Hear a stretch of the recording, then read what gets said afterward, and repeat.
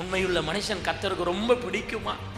உண்மையுள்ள மனுஷன் ரொம்ப ஆசீர்வாதத்தை பெறுவானா? அப்போ உண்மையை கர்த்தர் எவ்வளவு விரும்புகிறார் பாருங்க.